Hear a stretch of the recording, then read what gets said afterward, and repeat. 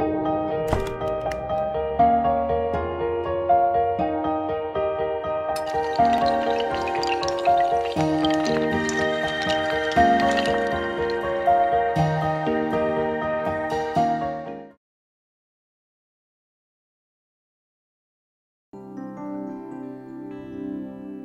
pagi Bapak Ibu, Saudara yang dikasihi Tuhan. Selamat kita kembali bertemu dalam ibadah online hari Minggu pagi.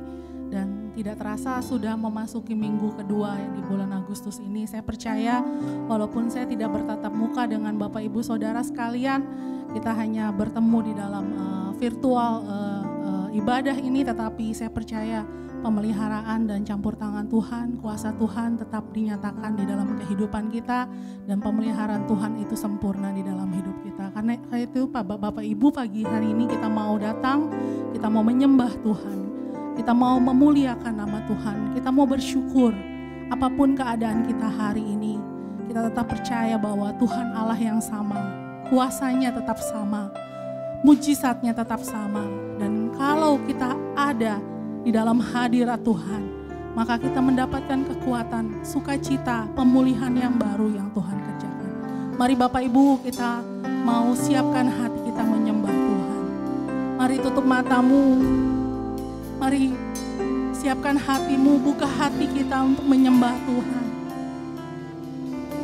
Saya percaya hari-hari ini Tuhan sedang bekerja lewat caranya.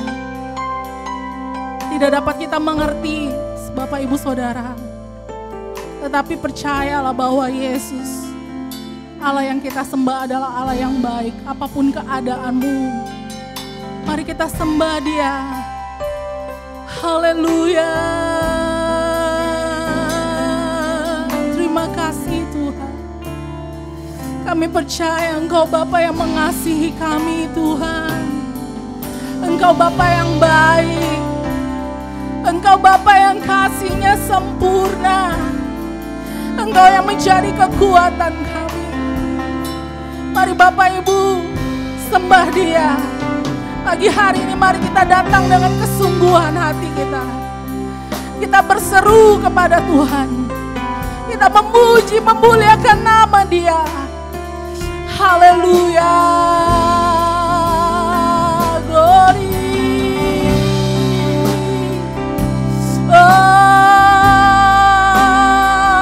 Terima kasih Tuhan, pemeliharaan-Mu sempurna. Kami percaya Tuhan, Yesus. Haleluya. Mari panggil Dia Bapak Ibu Saudara. Dia hadir di tengah-tengah kita, di tengah-tengah rumah tanggamu. Dia hadir. Dia berkata jangan takut, aku ini Tuhan Allahmu. Mari Bapak Ibu kita bersyukur buat kebaikan Tuhan. Haleluya.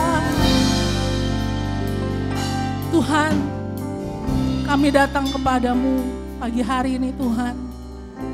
Di tengah-tengah setiap keberadaan kami, keluarga demi keluarga di tempat ini, umat-Mu Tuhan. Kami percaya kasih-Mu tetap kasih yang memelihara kami. Kasih yang sempurna yang menyatakan kuasanya di dalam kehidupan kami. Karena itu pagi hari ini Tuhan, kami mau Tuhan, kami rindu untuk memuji, menyembah-Mu. Kami rindu mendengarkan firman-Mu. Kami rindu bersekutu dengan Engkau Tuhan. Biar Engkau hadir di tengah-tengah kami. Biar Engkau hadir di dalam hati kami. Biar Roh-Mu Tuhan Yesus ada di dalam kehidupan kami. Tuhan, supaya ketika kami lemah, ketika kami khawatir, ketika kami takut, kami menyadari janji-Mu, ya dan amin, firman-Mu benar adanya Tuhan.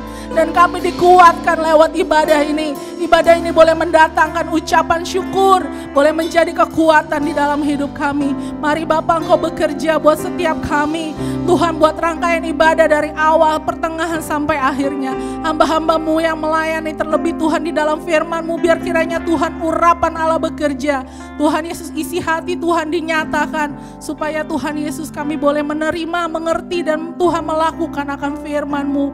Tuhan Yesus, lembutkan hati kami. Setiap beban yang kami bawa hari-hari ini Tuhan Yesus, kami mau letakkan di dalam nama Tuhan Yesus Kristus. Biar kiranya Tuhan ketika kami memuji Engkau, kami memuji Engkau Engkau dengan sukacita. Terima kasih Tuhan. Kami mengucap syukur, kami mau berdoa, kami mau menyembah Engkau. Di dalam nama Tuhan Yesus Kristus, haleluya, amin. Mari Bapak Ibu, kita angkat pujian yang mengatakan kasih yang sempurna.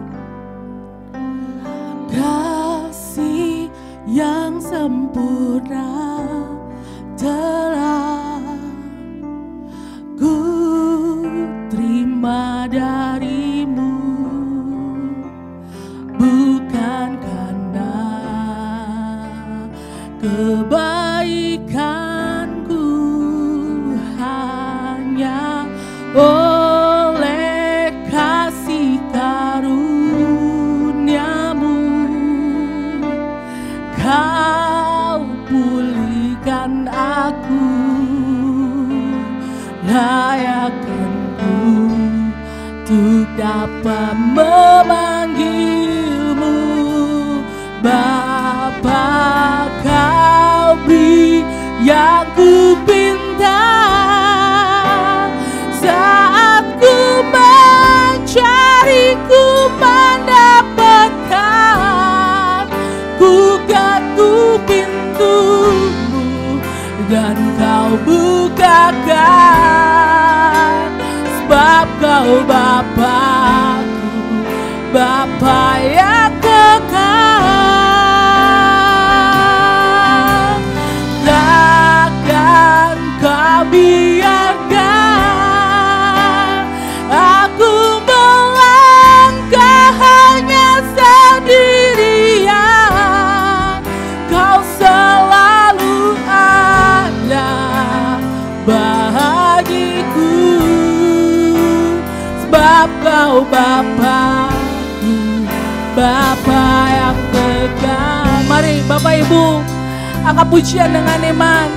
Kasih Tuhan yang sempurna itu, kasih yang sempurna telah ku terima darimu, bukan karena kebaikanku, hanya oleh kasih karuniamu Kau pulihkan aku, layakku untuk dapat memanggil. Mari kita katakan, Kau beri aku pinta saat ku mencari, ku mendapatkan. Ku ketuk pintumu dan Kau bukakan, sebab Kau Bapakku, Bapa yang kekal. Haleluya. Takkan Kau biarkan aku melangkah hanya sendirian. Kau selalu ada bagiku, sebab Kau Bapakku, Bapa yang kekal. Kau beri aku pinta saat ku mencari, ku mendapatkan. Mari kita ketuk, Kau ketuk pintumu dan Kau bukakan. Amin. Sebab Kau Bapakku, Bapa yang kekal. Takkan Kau biarkan aku melangkah hanya sendirian. Kau selalu ada bagiku, sebab Kau Bapakku, Bapa yang kekal. Mari Bapak Ibu, sembah Dia. Dia Allah yang tidak pernah meninggalkan kita. Dia Bapa yang kekal. Dia kasih-Nya tidak pernah berubah. Mari kita agungkan Dia. Kita bersyukur kalau kita boleh ada semua karena anugerah Tuhan. Haleluya. Haleluya. Terima kasih Tuhan. Terima kasih Yesus. Engkau Bapa yang baik Tuhan. Tidak pernah meninggalkan kami. Kami percaya Tuhan itu janji-Mu. Engkau Allah yang menyertai Tuhan Yesus. Haleluya. Haleluya. Haleluya. Mari kita sorakan haleluya. Ku nyanyi haleluya. Haleluya. Ku nyanyi haleluya. Katakan sungguh Kau hebat, sungguh Kau hebat. Ajaib perkasa perbuatan-Mu.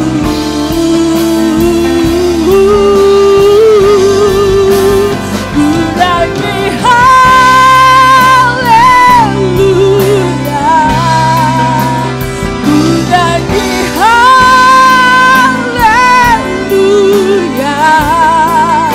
Sungguh Kau hebat, ajaib perkasa berbuat. Katakan ku nyanyi haleluya. Ku nyanyi haleluya.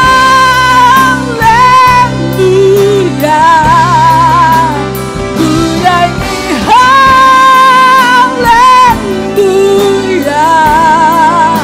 Sungguh Kau hebat, ajaib perkasa berbuat. Lagi somebody angkat tangan kita, angkat hatimu, nyanyi haleluya. Ku nyanyi haleluya.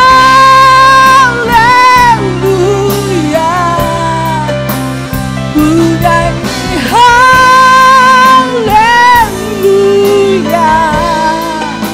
Sungguh Kau hebat, ajaib perkasa perbuatan-Mu. Di hidupku. Terima kasih Tuhan. Kami percaya Engkau Allah yang dahsyat luar biasa. Engkau Allah yang selalu ada. Engkau yang hadir di tengah-tengah kami, apapun keberadaan kami Tuhan. Karena itu pagi hari ini dengan iman kami mau memuji Engkau. Dengan sukacita kami mau naikkan pujian kami. Karena Engkau Allah yang luar biasa. Jangan biarkan hati kami lemah Tuhan. Jangan biarkan hati kami khawatir. Jangan biarkan Tuhan kami takut. Tetapi Tuhan ketika kami memuji Engkau, sukacita Tuhan, kekuatan Tuhan, kuasa-Mu dinyatakan di dalam hidup kami. Kami merasakan hadirat-Mu di tengah-tengah kami Tuhan. Dan biar kiranya hadirat-Mu bekerja, memulihkan setiap kami. Kasih-Mu mengalir, kuasa-Mu bekerja memenuhi kami. Terima kasih Tuhan, kami mau buka hati kami menyembah Engkau. Di dalam nama Tuhan Yesus Kristus, haleluya, amin. Terima kasih. Tuhan itu baik, saudara, Bapak Ibu yang keluarganya bersama-sama berkumpul. Mungkin bisa salaman kiri kanan, saudara, katakan Tuhan itu baik ya. Yang mungkin ibadah sendiri, katakan di dalam hatimu Tuhan baik ya. Mari kita memuji Tuhan, sebab firman Tuhan berkata, walaupun gunung beranjak, walaupun bumi bergoncang. Hari-hari ini bumi digoncangkan ya saudara oleh begitu banyak hal. Tetapi kita ingat firman Tuhan bahwa kasih-Nya itu tetap. Ya Tuhan berkata bahwa aku menyertai engkau sampai kesudahan zaman. Dan biarlah itu yang menjadi pegangan kita hari-hari ini saudara. Apapun yang digoncangkan hari-hari ini, kita mau tetap percaya bahwa kasih-Nya Tuhan sama. Biarpun gunung-gunung beranjak. Kita angkat pujian ini, amin.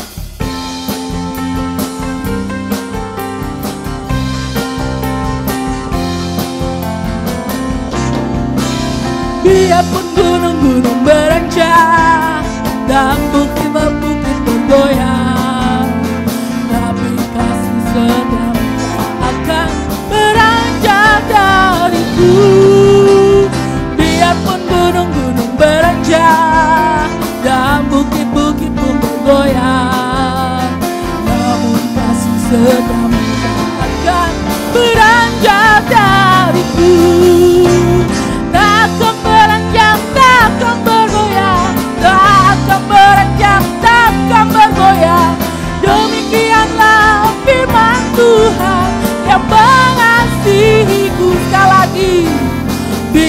gunung-gunung berenjak dan segala bukit bergoyang, tapi kasih setiamu tak akan beranjak dariku. Biarpun gunung-gunung berenjak dan segala bukit bergoyang, tapi kasih setiamu akan beranjak dari. Dengan iman katakan, tak akan beranjak, tak akan bergoyang, tak akan beranjak, tak akan bergoyang.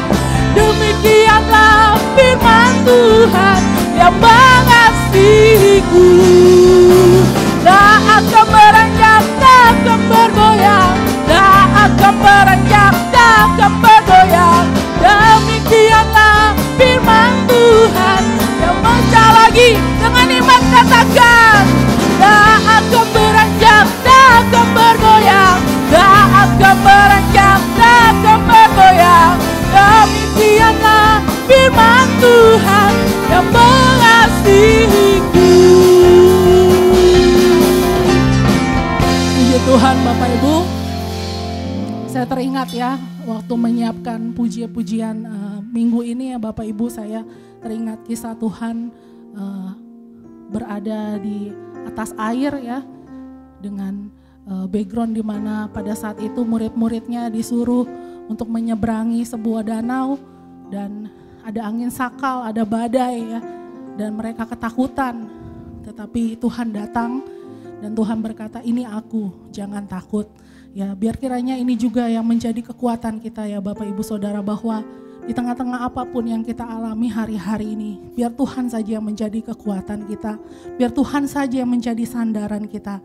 Dan kita boleh katakan bahwa lembah yang kelam boleh aku lewati, seperti Daud katakan di dalam Mazmurnya, karena Tuhan ada bersama-sama dengan kita. Mari Bapak Ibu, kita nyanyikan pujian kita dengan iman. Yesuslah kekuatan di dalam hidup kita. Mari kita bersorak, haleluya, haleluya, haleluya.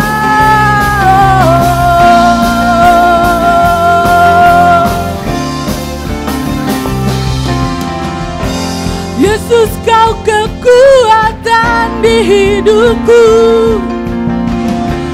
takkan gentar langkahku. Kau angkat tanganku di saat ku jatuh, Kaulah sumber kuatku. Lembah yang kelam kan ku lewati, sebab Engkau sertaku. Dengan imanku ku diselamatkan oleh kuasa Yesusku. Ku angkat tanganku, ku katakan haleluya. Namamu berkuasa, sudah bumi nyatakan. Ku angkat tanganku, nyatakan kau hebat, Allah yang perkasa, berkuasa selamanya. Mari Bapak Ibu Saudara nyanyikan dengan iman, Yesus yang menjadi kekuatan kita, haleluya.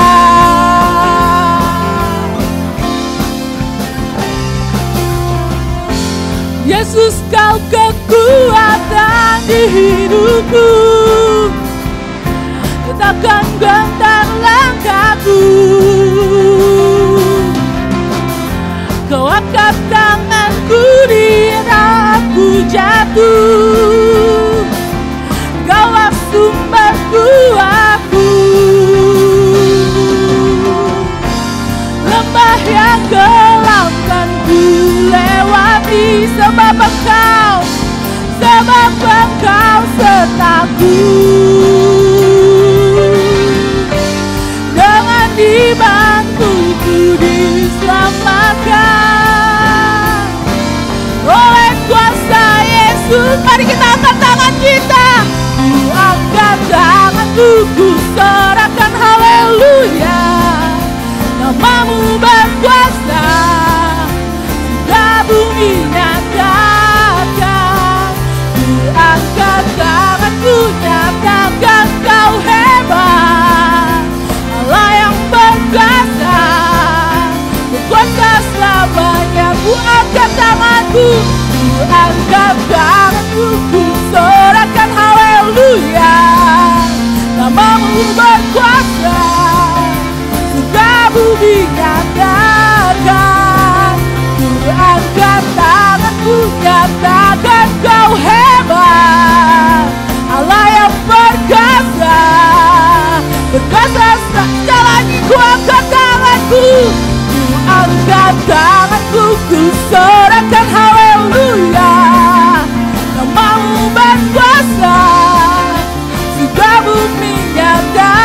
rasakan, ku angkat tanganku, nyatakan kau hebat.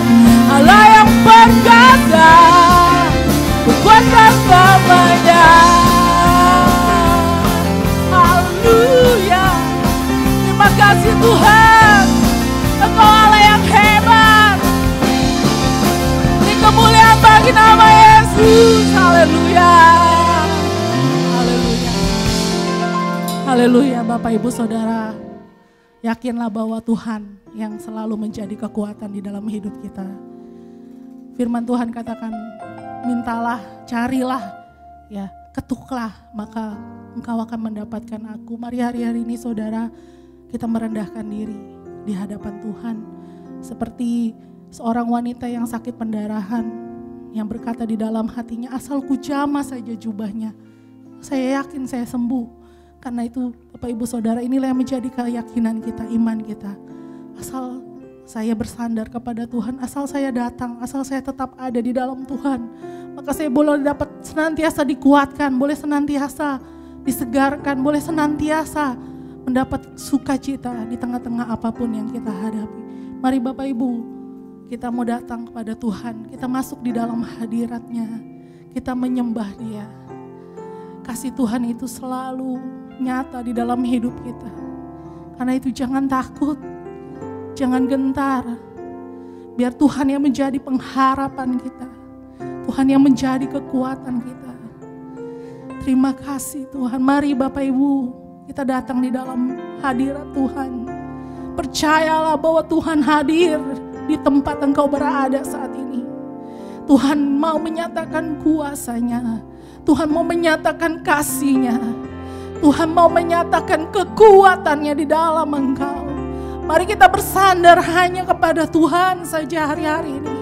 Mari kita berkata bahwa Tuhan, saya tidak sanggup berjalan tanpa Engkau. Mari penuhi hati kami dengan kekuatan-Mu. Penuhi hati kami dengan kasih-Mu. Sanggupkan kami melayani Engkau. Sanggupkan kami berjalan menurut kehendak-Mu. Karena bukan oleh karena kuat dan gagah kita saudara.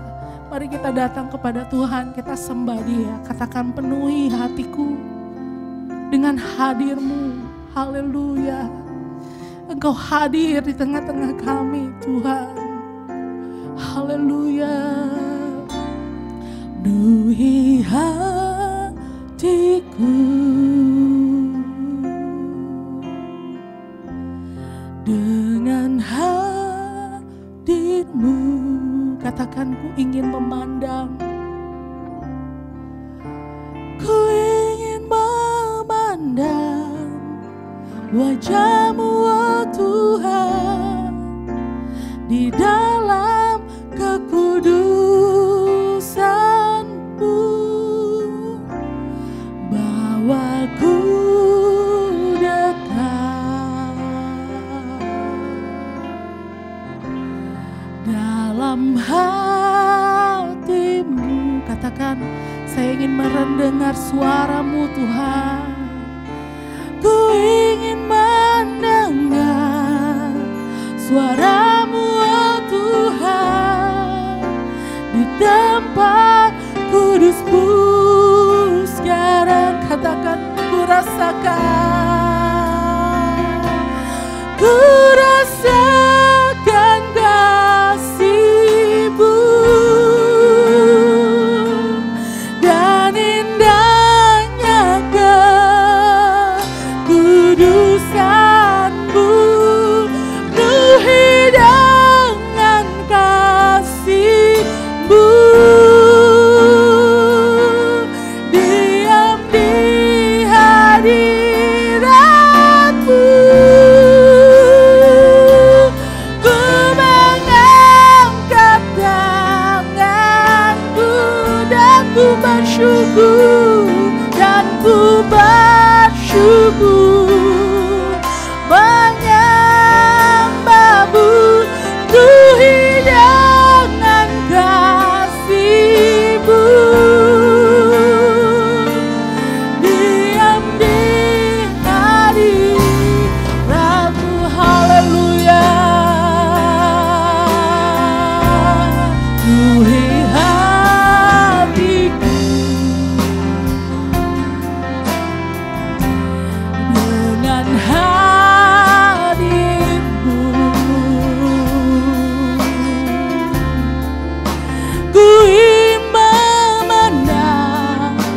wajah-Mu oh Tuhan, di dalam kekudusan-Mu,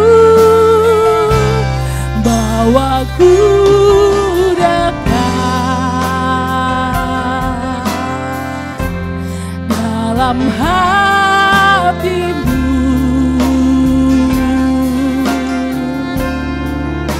Ku ingin mendengar suara-Mu oh Tuhan, di tempat kudus-Mu sekarang. Ku rasakan kasih-Mu dan indahnya kekudusan-Mu. Penuhi dengan kasih-Mu, diam di hadirat-Mu. Ku mengangkat tanganku dan ku bersyukur menyembah-Mu. Penuhi dengan kasih-Mu, diam di hadirat-Mu.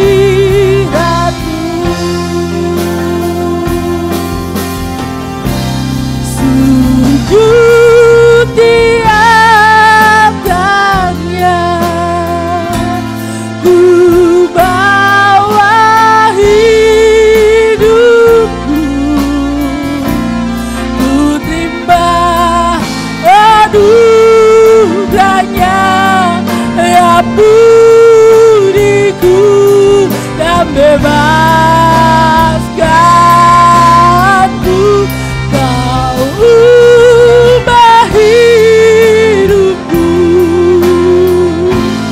penuhi hatiku. Sesuatu terjadi saat datang di altarnya. Sujud di altarnya,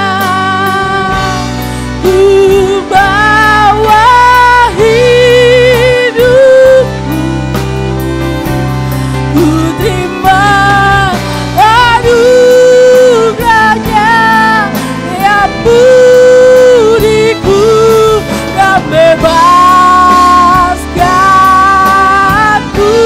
Kau ubah hidupku,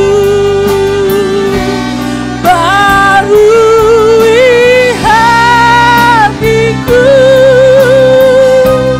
Sesuatu terjadi saat datang di altarnya.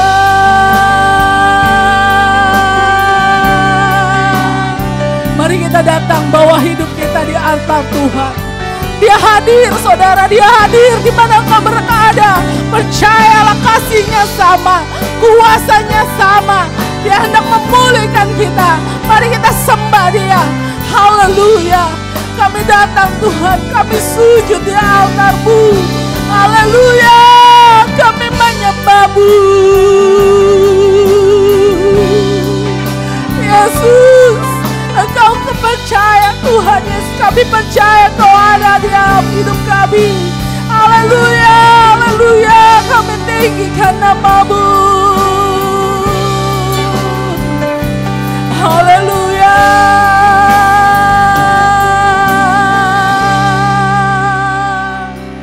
Haleluya.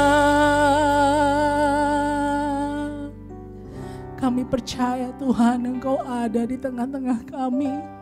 Engkau menilik, Engkau melihat Tuhan. Engkau mengenal setiap pribadi yang datang kepadamu pagi hari ini. Yesus, kami percaya sesuatu terjadi. Sesuatu terjadi ketika kami datang Tuhan kepadamu. Mari Tuhan Yesus, Engkau menilik hati kami. Bapa, kalau anak-anak-Mu datang dengan Tuhan kelemahan, mari Engkau bekerja. Mari Tuhan, kami mau tinggikan nama-Mu. Sekali lagi Bapak Ibu Saudara, angkat pujian ini. Refnya saja dengan sepenuh hatimu. Mari kita sujud di hadapannya. Mari kita merendahkan hati kita. Sujud di altarnya, ku bawa hidupku. Mari kita sembah Dia. Ku terima anugerahnya, diampuniku dan bebaskanku. Kau ubah hidupku, penuhi hatiku. Sesuatu terjadi, katakan pemulihan terjadi. Pemulihan terjadi. Dengan iman katakan mujizat. Mujizat terjadi saat datang di altarnya. Kami percaya Tuhan, ketika kami menghampiri tata-Mu, kami yang lemah, Tuhan Yesus, kami terima kekuatan yang baru daripada-Mu.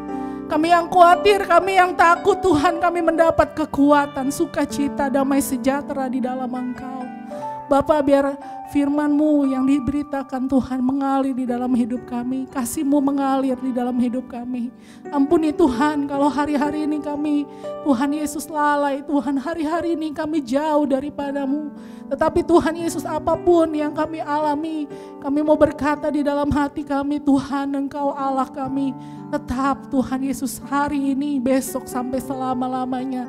Biar kiranya Tuhan Yesus, kuasa firman-Mu itu menjadi jawaban di dalam kehidupan umat-Mu. Apapun keadaan kami Tuhan, biarlah firman-Mu yang kami pegang. Walaupun Tuhan Yesus begitu banyak hal yang menggoncangkan terjadi hari-hari ini, Tuhan, tetapi kami yakin bahwa kasih-Mu tidak pernah berubah. Kuasa-Mu tidak pernah berubah. Firman-Mu ya dan amin. Dan apa yang Engkau janjikan itu, Tuhan, kerjakan di dalam hidup kami. Bapa, berikan kami kekuatan, kerendahan hati Tuhan untuk menghampiri tahta-Mu. Bukakan hati dan pikiran kami, biar Roh Kudus-Mu bekerja di dalam hidup kami. Supaya kami boleh mengerti, Tuhan, kami boleh belajar untuk melakukan. Tolong kami Tuhan, kami mau serahkan hamba-Mu yang melayani. Bari Engkau bekerja, tutup bungkus hamba-Mu dengan kuasa-Mu, biar kuasa-Mu bekerja. Tuhan Yesus, apa yang Tuhan ingin Tuhan sampaikan di dalam kehidupan kami, biar Engkau memakai hamba-Mu menjadi alat-Mu buat kemuliaan-Mu. Terima kasih Tuhan, kami mau serahkan hidup kami, layakkan hidup kami Tuhan di hadapan-Mu untuk datang menyembah Engkau, mendengarkan firman-Mu, dan Tuhan disenangkan di dalam kehidupan kami. Ampuni segala dosa dan kesalahan kami Tuhan, kami siap mendengar firman-Mu. Dengan penuh ucapan syukur kami berkata di dalam nama Tuhan Yesus Kristus kami berdoa, haleluya, amin. Mari Bapak Ibu, saya serahkan kepada Bapak Gembala untuk pemberitaan firman Tuhan. Puji Tuhan, salam sejahtera buat kita semua Bapak Ibu yang diberkati Tuhan. Kembali kita berjumpa di dalam ibadah online pada hari ini. Saya percaya ada berkat Tuhan yang tersedia buat setiap kita yang sungguh-sungguh beribadah kepada Tuhan. Mari, hari ini kita siapkan hati kita untuk kita dengar firman Tuhan. Kita siapkan pikiran kita untuk supaya diisi dengan hikmat dan marifat Tuhan. Sehingga apa yang kita dengar, apa yang kita pelajari hari-hari ini betul-betul kita mengerti dan kemudian kita renungkan menjadi kekuatan dan menjadi bagian di dalam hidup kita. Haleluya. Saya akan menyelesaikan topik kita tentang antikris Bapak Ibu, dan hari ini kita akan melihat apa sih sebenarnya tanda dari antikris itu. Ada banyak pertanyaan-pertanyaan yang muncul di dalam kekristenan itu berkaitan dengan apa yang ditulis di dalam kitab Wahyu pasal 13 ayat yang ke-15 sampai 18 bahwa antikris akan menyebabkan semua orang memakai tanda. Dan kemudian tidak ada seorang pun yang bisa berjual beli jika dia tidak memakai tanda itulah. Itu sebabnya dengan kemajuan teknologi yang ada di dalam perkembangan dunia kekristenan, banyak orang mencoba memecahkan rahasia inilah. Untuk kita lebih mengerti tentang apa yang tertulis di dalam kitab Wahyu ini, coba kita sekali lagi baca ayat ini dan kemudian kita renungkan bersama-sama. Wahyu pasal 13 ayat yang ke-15 sampai 18 itu bunyinya demikian. Dan kepadanya diberikan kuasa untuk memberikan nyawa kepada patung binatang itu, sehingga patung binatang itu berbicara juga dan bertindak begitu rupa, sehingga semua orang yang tidak menyembah patung binatang itu dibunuh.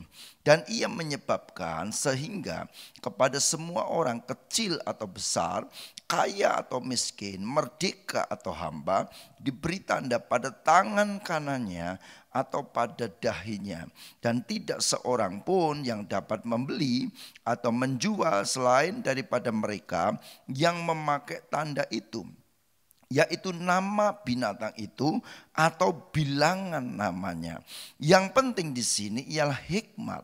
Barang siapa yang bijaksana, baiklah ia menghitung bilangan binatang itu, karena bilangan itu adalah bilangan seorang manusia dan bilangannya ialah 666. Angka 666 ini sudah sejak lama diusahakan untuk dipecahkan apa sebenarnya maknanya dan apa yang terkandung di dalamnya. Bapak Ibu Saudara, mengenai tanda ini telah dipertanyakan sejak dulu dan coba dianalisa, tetapi sampai sekarang setiap kali orang menganalisa dan memberikan sebuah keyakinan terhadap munculnya tanda itu selalu meleset atau tidak tepat.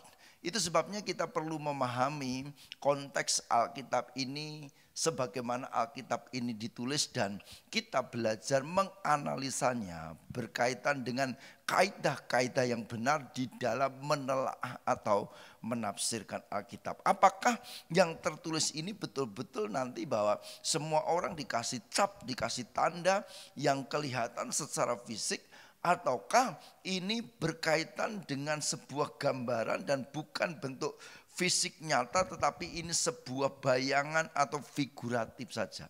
Nah, Bapak Ibu Saudara, saya memperhatikan di dalam dunia kekristenan ketika membaca ayat ini ada dua kelompok. Ada orang yang mengatakan ini bukan benar-benar bahwa seseorang itu diberikan tanda, seseorang itu diberikan label, seseorang itu diberikan cap, tetapi itu hanya sebuah gambaran atau analogi saja.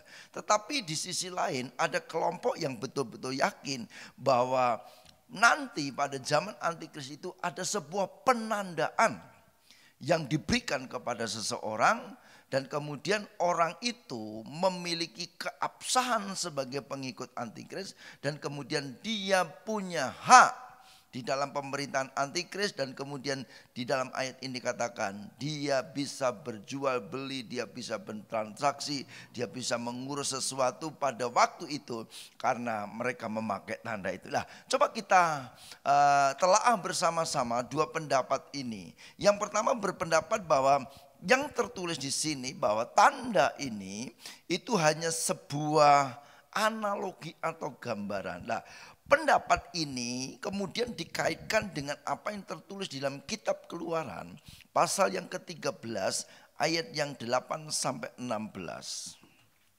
Keluaran pasal 13 ayat yang ke-8 sampai yang ke-16. Saya membacanya, Bapak Ibu perhatikan ayat-ayat ini. Pada hari itu haruslah kau beritahukan kepada anakmu laki-laki, ibadah ini adalah karena mengingat apa yang dibuat Tuhan kepadaku pada waktu aku keluar dari Mesir. Hal itu bagimu harus menjadi tanda pada tanganmu dan menjadi peringatan di dahimu, supaya hukum Tuhan ada di bibirmu, sebab dengan tangan yang kuat Tuhan telah membawa engkau keluar dari Mesir. Haruslah kau pegang ketetapan ini pada waktunya yang sudah ditentukan dari tahun ke tahun. Kemudian kalau kita membaca ayat yang ke-16 ditulis ulang, hal ini haruslah menjadi tanda pada tanganmu dan menjadi lambang di dahimu, sebab dengan kekuatan tangannya Tuhan membawa kita keluar dari Mesir. Ada sebuah perintah dari Tuhan kepada orang Israel untuk mengingat perbuatan Tuhan, untuk mengingat kedahsyatan Tuhan, untuk mengingat bagaimana mereka oleh karena cintanya Tuhan dibawa keluar dari Mesir menuju Kanaan. Tuhan katakan bahwa firman ini, apa yang kamu lakukan ini, biarlah ini menjadi tanda di dahimu dan menjadi tanda di tanganmu. Apakah pada waktu itu betul-betul ada sebuah tanda di dahi atau di tangan? Tidak, saudara. Kelompok yang pertama berkata tidak. Ini menjadi gambaran bahwa orang Israel harus mengingat ini di dalam pikirannya. Dan setiap perbuatan yang mereka lakukan itu harus menunjukkan bahwa mereka benar-benar mengingat apa yang Tuhan perbuat atas hidup mereka. Jadi tanda di tangan dan tanda di dahi yang ditulis dalam kitab Keluaran itu bukan berbentuk tanda fisik yang kelihatan, tetapi itu sebuah figuratif atau gambaran bahwa mereka sebagai umat-umat Tuhan harus menaruh di pikiran mereka dan di dalam segala tindakan mereka bahwa Tuhan itulah yang menjadikan mereka seperti itu, sehingga pikiran mereka dan tindakan mereka menunjukkan bahwa mereka orang-orang yang dibebaskan oleh Tuhan. Dan kemudian kita baca di dalam Wahyu pasal 14 ayat 1.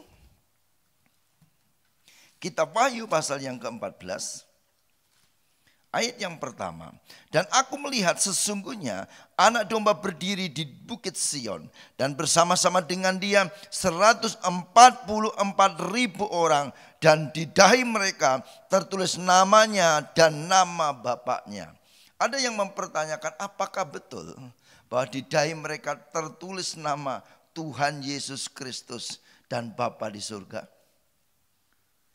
Kelompok yang pertama ini berkata bahwa ini merupakan gambaran bahwa orang-orang itu yang diselamatkan itu 144.000 ini bukan ditandai secara lahiriah, tetapi apa yang ada di pikiran mereka, apa yang ada di perbuatan mereka itu menunjukkan bahwa mereka milik Tuhan. Kemudian ayat yang keempat, mereka adalah orang-orang yang tidak mencemarkan dirinya dengan perempuan-perempuan, karena mereka murni sama seperti perawan. Mereka adalah orang-orang yang mengikuti anak domba itu kemana saja ia pergi. Mereka ditebus dari antara manusia sebagai korban-korban sulung bagi Allah dan bagi anak domba. Dan di dalam mulut mereka tidak terdapat dusta. Mereka tidak bercela.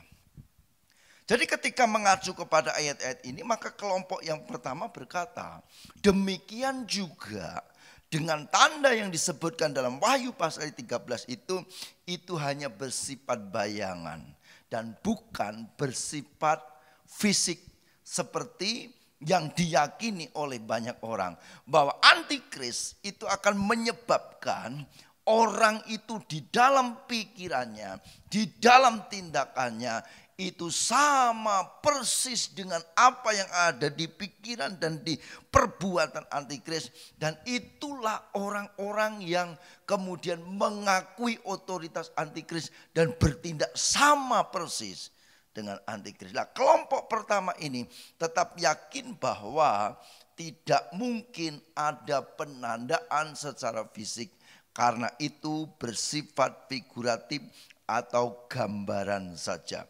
Di dalam Wahyu pasal 13 ayat yang ke-8, saya akan membacakannya buat kita semua. Dan semua orang yang diam di atas bumi akan menyembahnya, yaitu setiap orang yang namanya tidak tertulis sejak dunia dijadikan di dalam kitab kehidupan dari anak domba yang telah disembelih. Dan orang-orang itu adalah orang-orang yang sejak awal memiliki pikiran dan memiliki tindakan yang tidak seperti yang Tuhan harapkan. Dan itu menjadi tanda bahwa mereka adalah pengikut-pengikut antikris. Itu kelompok yang pertama. Kemudian kelompok kedua memahami kitab Wahyu ini bahwa tanda yang diberikan oleh antikris itu betul-betul ada dan itu bersifat tanda fisik. Nah, itu sebabnya Bapak Ibu Saudara, kalau kita melihat bahwa orang yang berpaham seperti ini selalu mencari tahu dengan analisa-analisa yang dianggap tepat apa kira-kira tanda dan alat yang dipakai oleh antikris untuk menandai seluruh penduduk dunia ini, kemudian mereka terhisap sebagai pengikut-pengikut antikristus.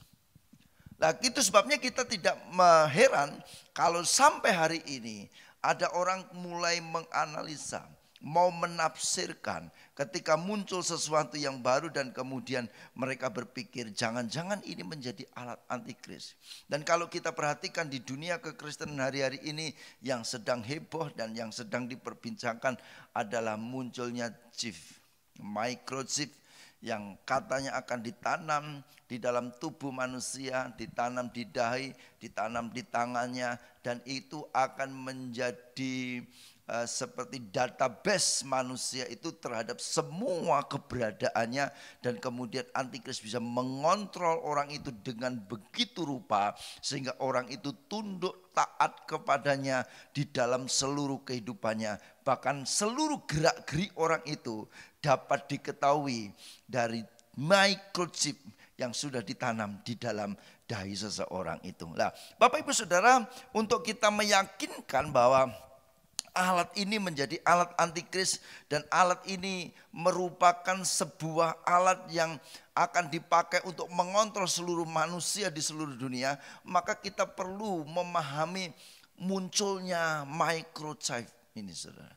Kalau kita perhatikan sebelum muncul microchip ini, saudara, gereja sudah mengantisipasi dengan munculnya beberapa alat teknologi yang ada di dalam dunia modern ini, yang pada awalnya juga dikira bahwa itu akan menjadi alat antikris yang akan mengontrol dunia itu. Kita melihat bahwa ketika pertama kali muncul komputer, maka gereja mulai anti.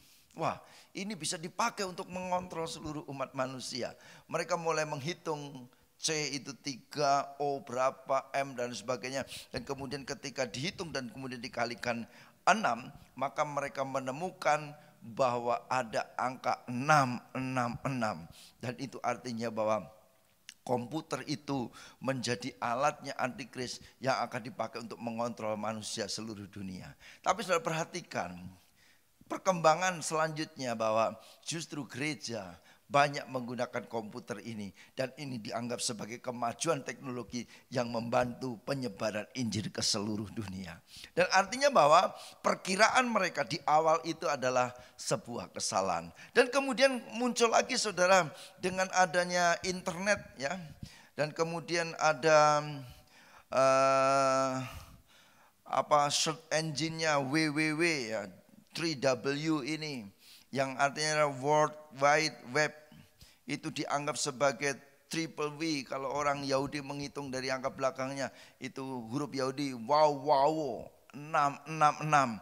Dan saudara lihat bahwa logonya itu mirip dengan 666, dan kemudian mereka katakan hati-hati dengan internet, bahwa itu pun menjadi alat antikris. Dan saudara perhatikan bahwa dugaan mereka pun akhirnya terbantahkan. Justru itu juga bisa dipakai oleh Tuhan menjadi alat yang luar biasa bagi penyebaran Injil. Kemudian muncul lagi barcode, ya saudara. Semua produk kemudian ditaruhi barcode. Orang mulai menghitung, ya, garis-garis lurusnya itu mengandung angka 666. Dan kemudian orang berkata, wah ini sudah mulai zaman antikris, kita semua harus pakai barcode. Tapi sudah bayangkan bahwa justru sekarang karena adanya penemuan barcode ini, dunia perdagangan dimudahkan untuk bertransaksi. Saudara bisa bayangkan kalau seandainya kita masih seperti zaman dulu, semua dilabeli dengan tulisan tangan, kemudian dihitung dengan tulisan tangan, wah itu akan sulit sekali dan akan memakan waktu untuk kita bertransaksi. Tetapi dengan adanya barcode ini, orang tinggal scan ini harganya sekian, barangnya ada di tempat ini, modelnya seperti ini, dan kemudian kita bisa membeli atau tidak, semuanya bisa kelihatan. Dan ini semua kemudian kita pikir sebagai kemajuan teknologi yang dianugerahkan Tuhan untuk mempermudah kehidupan manusia. Nah kalau sekarang orang ribut dengan microchip, saudara. Bukankah kita sekarang semua memakai yang namanya chip ini, saudara? Ya, di KTP kita ada, di ATM kita ada, di kartu kredit kita ada, di handphone kita ada, semuanya pakai chip. Dan saudara kalau kita melihat bahwa di dalam perkembangannya, bahwa tahun 2017 itu ada sebuah deal antara pemerintah kita, waktu itu di Provinsi Banten bahwa akan ada dibangun satu pabrik chip terbesar di dunia. Dan itu ditandatangani oleh Wakil Gubernur Rano Karno pada waktu itu. Kemudian orang mulai heboh. Wah, Indonesia menjadi pusatnya antikris. Dan kemudian di televisi pada tahun 2017 juga saudara, kita melihat di salah satu siaran televisi swasta, di situ katakan bahwa akan ada demo pemasangan microchip di ICE. Ternyata itu menjadi berita hoax dan kemudian dibantah bahwa tidak akan pernah ada demo pemasangan microchip. Nah saudara perhatikan bahwa kalau kita mengacu kepada hal-hal yang seperti ini, kemudian kita melihat perkembangan dunia, perkembangan teknologi, saya memperhatikan bahwa banyak pertanyaan dengan adanya tayangan di dunia sosial, di televisi, bahwa di luar negeri ada beberapa perusahaan, ada beberapa supermarket, ada beberapa swalayan di luar negeri kemudian memasang microchip ini kepada karyawannya untuk absen, untuk data masuk kerja, untuk yang lain-lain, dan kemudian bertanya apakah itu tandanya bahwa sudah dimulai penandaan yang nantinya akan berkembang dan dipakai oleh antikris untuk menandai seluruh umat manusia di dunia ini. Bapak Ibu, saya memperhatikan bahwa ketika tahun 2013 program jaminan kesehatan dan sosial Amerika disahkan dan mereka punya goal tahun 2017 seluruh penduduk Amerika Serikat dipasangi microchip ini. Sudah perhatikan ketika ganti presiden dan presiden yang sekarang ini rupanya kurang menyetujui program itu, dan kita perhatikan sampai hari ini hanya beberapa perusahaan, hanya beberapa supermarket yang besar-besar yang melakukan itu untuk jaminan kesehatan dan sosial bagi karyawan mereka. Tetapi itu semua dilakukan dengan sukarela, tidak ada paksaan, dan itu semua dilakukan hanya untuk kepentingan yang bersifat sementara itu. Nah, kalau kita membaca dan kita hubungkan dengan apa yang ditulis di dalam kitab Wahyu, saya memperhatikan bahwa di dalam kitab Wahyu ini penandaan ini diberikan kepada setiap orang yang menyembah patung itu, kepada setiap orang yang tunduk kepada antikris. Dan itu diberikan ketika antikris sudah datang ke dalam dunia ini. Kalau kita hubungkan, apakah mungkin bahwa microchip ini akan dipakai? Mungkin saja, tetapi juga mungkin tidak. Karena tidak ada jaminan 100%, tidak ada rekomendasi 100% bahwa antikris akan memakai teknologi ini demi kepentingan dirinya seperti yang tertulis di dalam kitab Wahyu ini. Nah, kita memperhatikan Bapak Ibu Saudara bahwa perkembangan teknologi itu semakin pesat. Sekarang orang tidak lagi pakai microchip.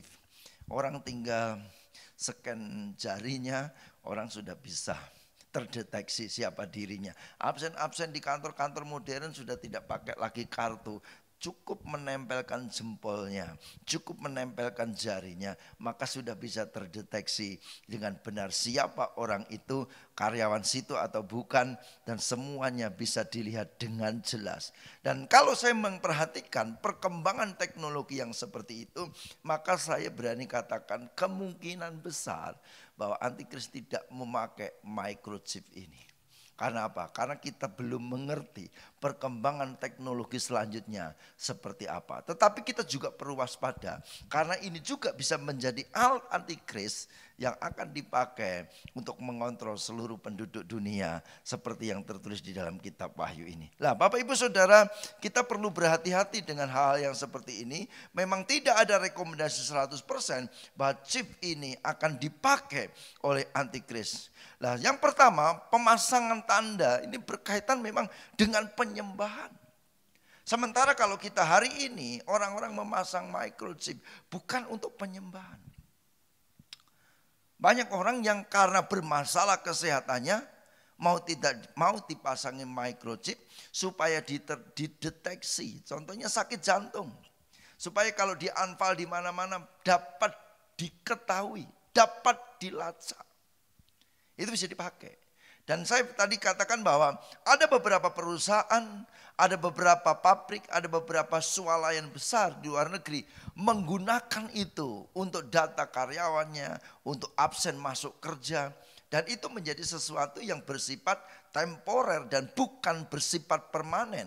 Sementara kalau kita membaca dalam kitab Wahyu ini, penandaan ini bersifat permanen sebagai bentuk ketundukan mereka kepada antikris dengan segala sistemnya, pengakuan antikris dengan segala sistemnya, dan orang-orang itu juga adalah orang yang dengan rela hati menyerahkan hidupnya diatur oleh antikris dan menyembah kepadanya. Nah, Bapak Ibu Saudara, itu yang saya perhatikan bahwa kita tidak perlu lagi dipusingkan dengan yang namanya pemasangan microchip ini. Nah, setelah antikris datang, maka penanaman itu, penandaan itu baru diberikan. Dan kita sudah belajar bahwa gereja Tuhan yang kudus, yang benar, yang suci, yang layak di hadapan Tuhan, yang sempurna, itu disingkirkan dan mereka tidak akan mengalami masa antikris. Dan itu yang perlu diperjuangkan oleh setiap kita yang percaya kepada Tuhan. Nah, yang perlu kita ketahui Bapak Ibu Saudara, yang perlu kita renungkan bahwa semua peristiwa-peristiwa yang seperti ini memang harus terjadi. Masa antikris itu harus terjadi. Dan itu kapan kita tidak mengerti. Tetapi kita bisa belajar dari tanda-tanda zaman. Kita belajar dari apa yang ditulis di Alkitab, bahwa saat ini semua peristiwa yang ada di dunia sedang mengerucut ke arah yang semakin dekatnya masa itu terjadi. Dan semua ini kalau sudah terjadi, maka ini adalah penggenapan bahwa Allah dengan segala firman-Nya itu pasti terjadi dan digenapi, dan apa yang ditulis di Alkitab tidak mungkin tidak tergenapi. Lah, saya ingin Bapak Ibu Saudara kita merenungkan bagaimana posisi kita sebagai orang percaya, bagaimana kehidupan kita sebagai orang yang beriman kepada Tuhan di tengah-tengah situasi dunia yang sedang mengerucut, dan sementara firman Allah mulai digenapi, dan saya melihat bahwa masa-masa antikris dan segala pengakhiran dunia itu semakin dekat. Nah, mari kita bersama-sama belajar di dalam 2 Petrus pasal 3 ayat 8 sampai dengan 14.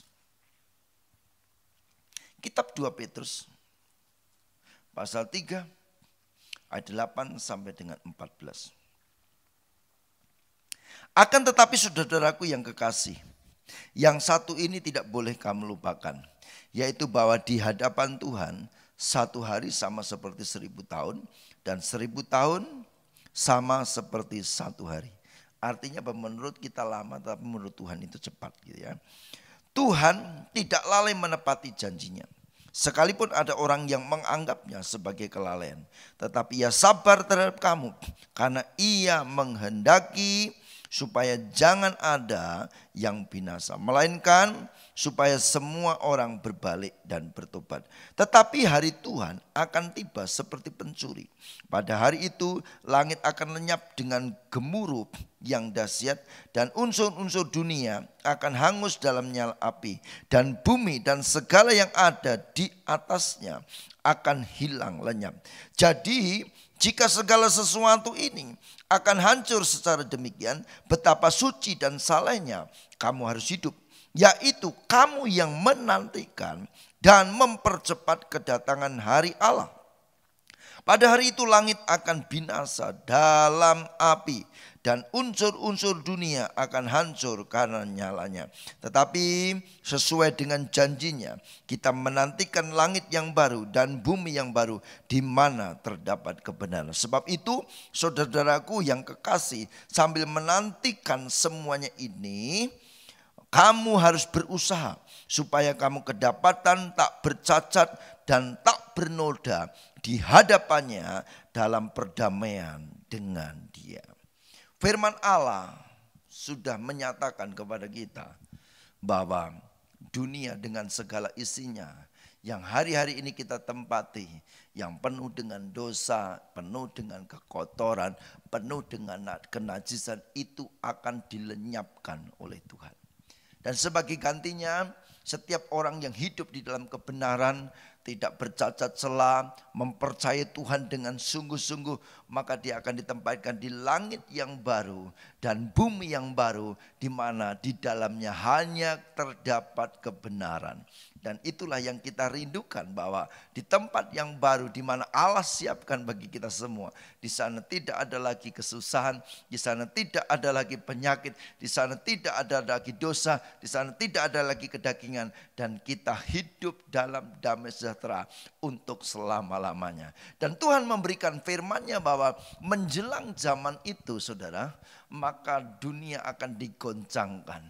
Menjelang zaman itu langit akan dikacaukan, bumi akan dikacaukan. Dan salah satu peristiwa yang akan muncul adalah adanya pemerintahan antikris. Jadi ketika kita membaca antikris ini, maka kita perlu meyakini bahwa semuanya itu terjadi. Dan ketika hal itu terjadi, maka kita tidak perlu kaget lagi. Dan setelah masa itu, firman Tuhan katakan Yesus akan datang menghanguskan antikris dan para pengikutnya. Dan kita umat-umat yang percaya kepadanya, kita diubah di dalam kemuliaannya. Dan kemudian kita mendapatkan tempat yang penuh dengan kemuliaan bersama-sama dengan Dia untuk selama-lamanya. Lah, Bapak Ibu Saudara, kita memperhatikan ayat-ayat ini bahwa ada sebuah peringatan yang disampaikan bahwa jika dunia dengan segala isinya akan dihancurkan dengan begitu rupa, dengan begitu dahsyat, dengan begitu menakutkannya, maka apa yang perlu kita lakukan? Ayat ini berkata, betapa suci dan salehnya kamu harus hidup. Saya yakin bahwa di antara kita banyak yang pernah nonton film Kiamat 2012. Dulu orang memperkirakan, suku Maya katanya memperkirakan bahwa 2012 akan kiamat. Tapi sekarang 2020 belum kiamat. Dan karena kecanggihan teknologi, saudara, orang bisa bikin film yang luar biasa. Saya memperhatikan film itu dan kemudian saya membayangkan, orang itu diberikan hikmat oleh Tuhan, ya, bisa membuat film bumi terbelah, ya, kemudian semuanya hancur, jungkir balik bangunan, manusia tertimbun. Lalu kira-kira kalau kita membandingkan dengan apa yang ditulis di Alkitab, sebanding atau tidak? Mungkin lebih dahsyat. Karena apa? Seluruh unsur dunia akan hancur. Seluruh dunia akan diporak-porandakan, dimusnahkan oleh Tuhan. Di dalam ayat yang lain akan digulung seperti tikar. Dan kemudian diganti langit yang baru dan bumi yang baru. Nah saudara, kita yang sekarang ini hidup, dan kita yang sekarang ini ada, tentunya kita tidak ingin mengalami peristiwa yang mengerikan itu. Tentunya kita ingin bahwa kita terhindar dari malapetaka yang luar biasa itu. Tentunya kita ingin bahwa kita terselamatkan dari situasi dunia yang seperti itu. Saudara bisa bayangkan ketika tiba-tiba semuanya terjadi, rumah roboh, langit, wah semuanya terjadi kacau chaos dan kemudian kita tertimpa di dalamnya. Saudara bisa bayangkan penderitaan yang kita alami.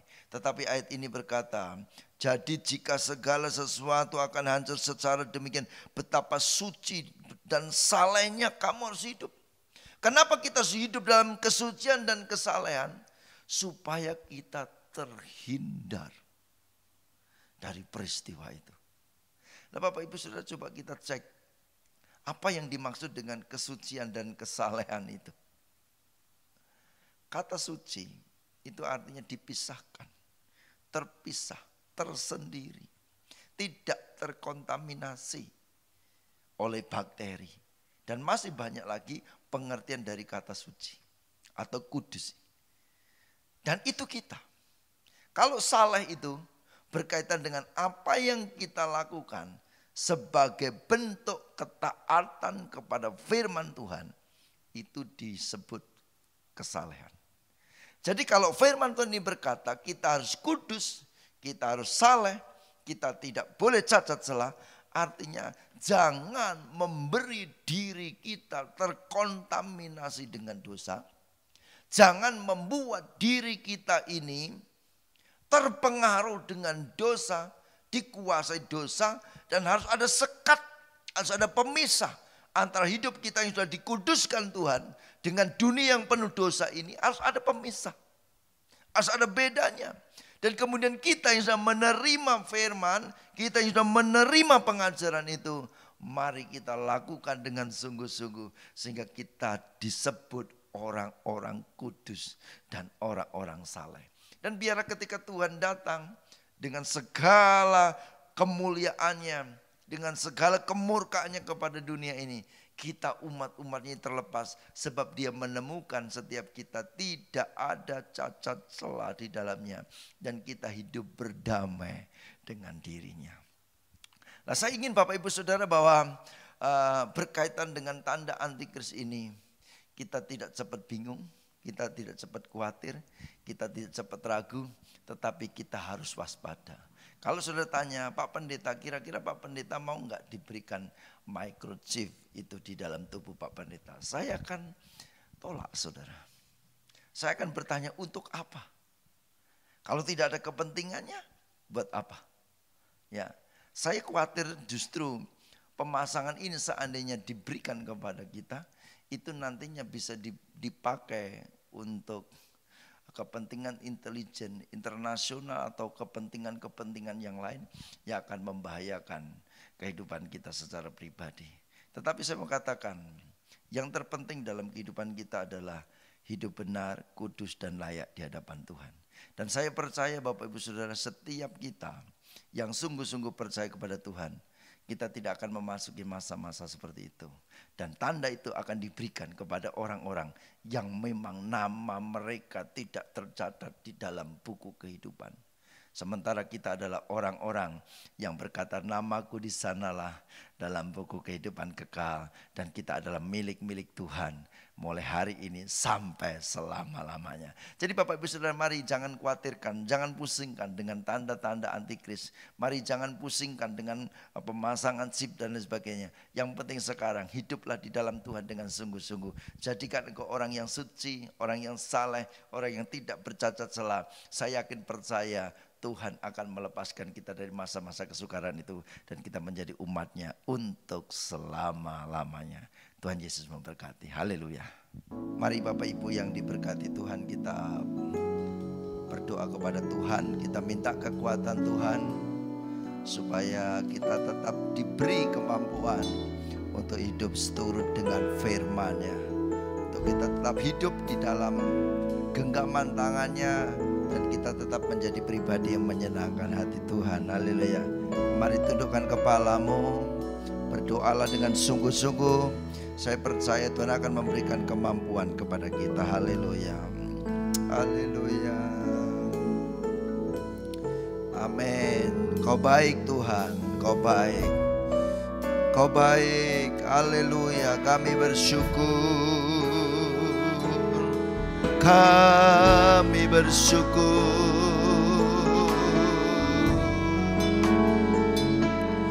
Haleluya.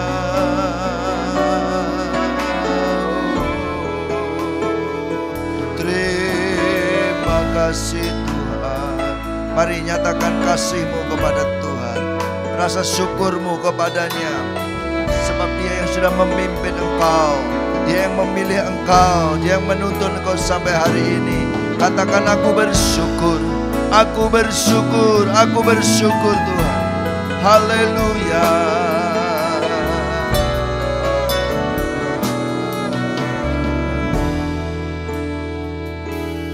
Ku mau hidup seturut kehendak-Mu Tuhan. Ku mau memberi semua yang dapat ku berikan. Ku mengasihi-Mu lebih dari semua, melayani-Mu di bumi, di surga. Mari nyatakan di hadapan Tuhan, ku mau hidup seturut kehendak-Mu Tuhan. Ku mau memberi semua yang dapat ku berikan. Haleluya. Ku mengasihi-Mu lebih dari semua, melayani-Mu di bumi, di surga. Haleluya. Kau ajarku hidup yang sungguh berarti, seperti hidup yang Engkau jalani. Anggur yang tercurah, roti yang terpecah, hidup bermakna bagi sesama. Kau ajarku hidup, Kau ajarku hidup yang sungguh berarti, seperti hidup yang Engkau jalani. Anggur yang tercurah, roti yang terpecah, hidup bermakna bagi sesama. Bapak Ibu, satu hal yang perlu direnungkan dalam hidup ini, yang terutama adalah kita hidup menyenangkan hati Tuhan, dan kemudian kita menjadi berkat bagi sesama.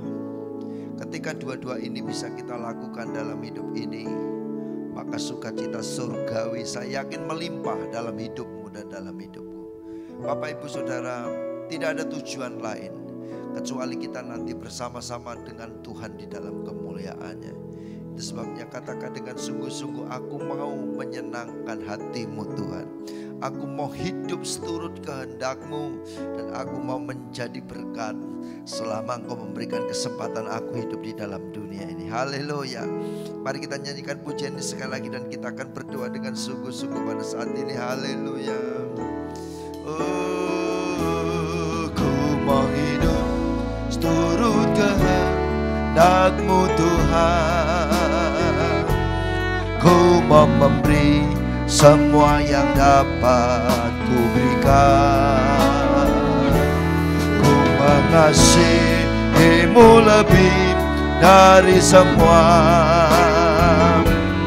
melayani-Mu di bumi, di surga. Mari angkat tanganmu, katakan ku bersyukur. Ajarku hidup yang sungguh berarti, seperti hidup yang Engkau jalani. Oh, anggur yang tercurah, roti yang terpecah, hidup bermakna bagi sesama. Haleluya. Kau ajarku hidup yang sungguh berarti, seperti hidup yang Engkau jalani. anggur yang tercurah, roti yang terpecah, hidup bermakna bagi sesama. Tuhan Yesus, pada saat ini kami berdoa kepadamu dengan sungguh-sungguh. Berikan kami kekuatan oleh kuat kuasa Roh Kudus-Mu, supaya setiap apa yang kami pikirkan, apa yang kami katakan, apa yang kami lakukan, itu semua seturut dengan kehendak Bapa di surga. Tuhan, kami ingin bahwa kehidupan kami yang sementara ini benar-benar boleh menjadi berkat. Kami memuliakan nama Tuhan, kami diperkenan di hadapan-Mu, sebab kami sudah menerima banyak dari Tuhan. Dan itu saja yang dapat kami lakukan sebagai bentuk ucapan syukur kepadamu. Hari ini kami beribadah kepada Tuhan. Biarlah apa yang kami lakukan ini berkenan di hati-Mu, sebagai persembahan syukur kami atas segala perbuatan ajaib yang telah Tuhan lakukan dalam hidup kami. Dan kami pun beribadah kepadamu karena kami tahu ada berkat Tuhan di tengah-tengah ibadah ini. Tuhan, berkat-Mu turunlah atas kami semua, sehingga kami yang sakit disembuhkan, kami yang lemah dikuatkan, kami yang mengalami jalan buntu dibukakan pintu berkat dan pintu anugerah Tuhan. Dan kami boleh melihat mujizat Tuhan terus terjadi di sepanjang perjalanan hidup kami, sebab kami diperkenan di hadapan Tuhan. Dan biarlah pada saat ini setiap kami anak-anak Tuhan yang mengikuti ibadah ini benar-benar alami mujizat dan kuasa Tuhan. Kami bersyukur karena kami boleh menghadap hadirat-Mu dan kami menerima berkat yang luar biasa. Tuhan, kami mau mengakhiri ibadah ini. Sebelum kami akhiri ibadah ini, sekali lagi ulurkan tangan kasih-Mu atas kami semua. Jamahlah kami dan biar berkat-Mu turun atas keluarga kami, atas kesehatan kami, atas pekerjaan usaha kami, atas studi anak-anak kami, atas pelayanan kami semua, dan atas segala sesuatu yang kami pekerjakan yang berkenan kepada Tuhan. Kami mengakhiri ibadah dengan syukur dalam nama Tuhan Yesus Kristus. Dan sekarang Bapak Ibu Saudara yang diberkati Tuhan, dengan iman percaya terimalah berkat dan anugerah, damai sejahtera, sukacita limpah, berkat dari Allah Bapa, Putra, Roh Kudus dalam nama Tuhan Yesus Kristus turun atas hidupmu, menyertai engkau semua mulai hari ini sampai selama-lamanya. Kita akhiri ibadah dengan syukur, dengan iman percaya kita terima berkat Tuhan dalam nama Yesus. Haleluya. Amin. Selamat hari Minggu. Tuhan Yesus memberkati. Haleluya.